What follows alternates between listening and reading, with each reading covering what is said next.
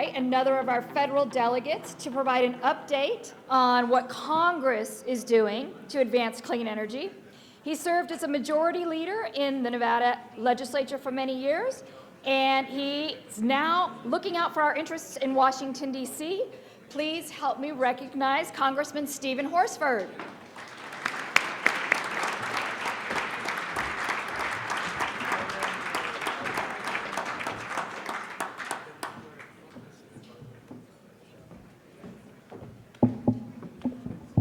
Good morning. Great to be with all of you this morning. It's great to see you. Thank you, Tina, for your tremendous leadership, and thank you to the organizers of this summit once again.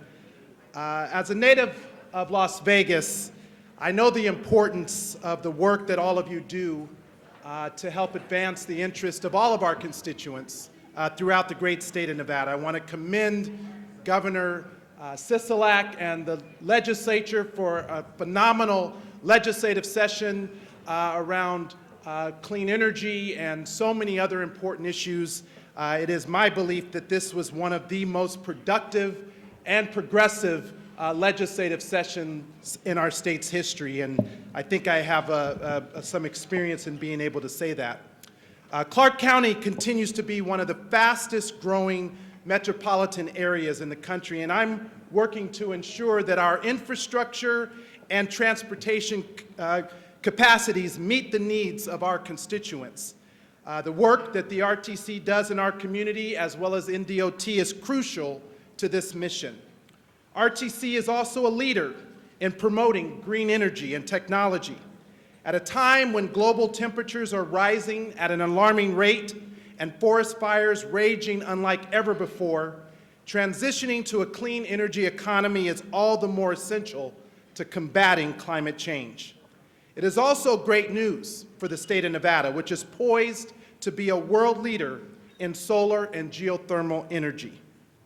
As a former Senate Majority Leader in Nevada, I was proud to have led the state's first effort to pass a renewable portfolio standard more than a decade ago, and I know my friend Rose McKinney James is in the audience, and Tony Sanchez and others who we worked with on that legislation. And this set the initial goals for Nevada to transition to a clean energy economy. Well, this past year, the Nevada legislature, under the leadership of Governor Sisolak and of course Senator Brooks, worked to increase Nevada's renewable portfolio standard, setting a goal of sourcing 100% of Nevada's energy from renewable sources by 2050. Our state's wind, solar, and geothermal energy industries don't just produce energy for our state, but for surrounding states like California that are looking to reduce their reliance on fossil fuels. As your congressman, it's my responsibility to prioritize incentives for the deployment of renewable energy technology, ensuring Nevada can meet its goal and become a hub of the clean energy economy of the future. I also support the Green Jobs and Opportunity Act, which will require the Department of Labor to develop a report that details current and future trends within clean energy technology industries. And this is an area where I expect we will have full diversity from all communities that reflects the diversity of our great state and this country.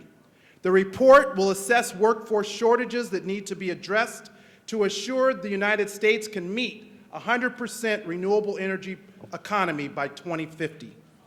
It would also provide grants to educational institutions, trade schools, and labor organizations, among other entities, to establish flexible training programs to reduce any shortages and skills gaps that the report identifies, prioritizing funding for low-income and marginalized communities specifically. Additionally, I sponsored the Dynamic Glass Act of 2019, which provides incentives for commercial developers, including major airports throughout the country, to use energy-efficient glass known as dynamic glass. Dynamic glass reduces the energy consumption and emissions of a building by more than 20% over the building's lifetime.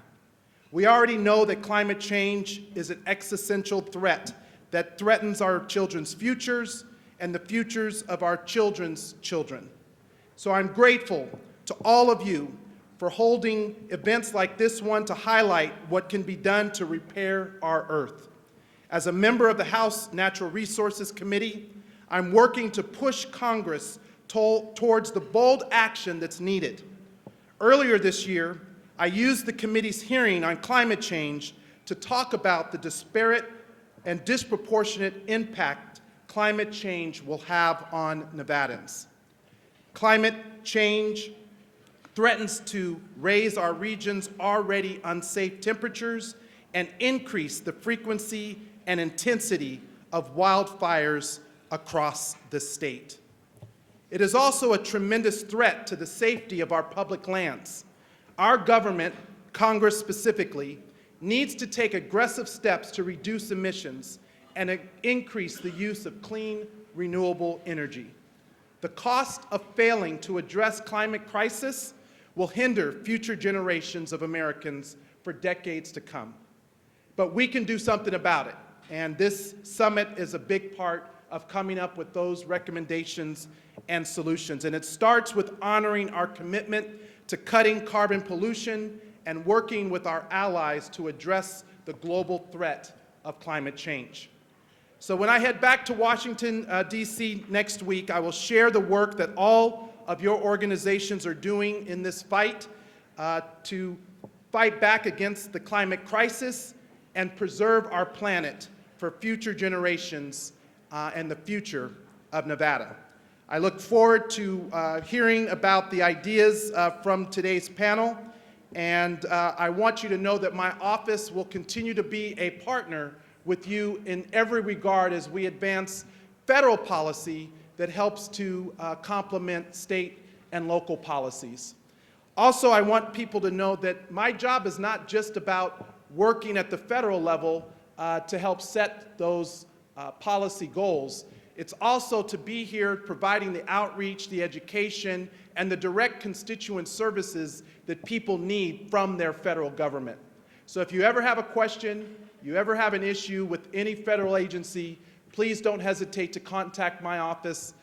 We are there to serve all of you, and I'm proud to be your representative in Nevada's 4th Congressional District. Thank you all very much for allowing me to be here this morning.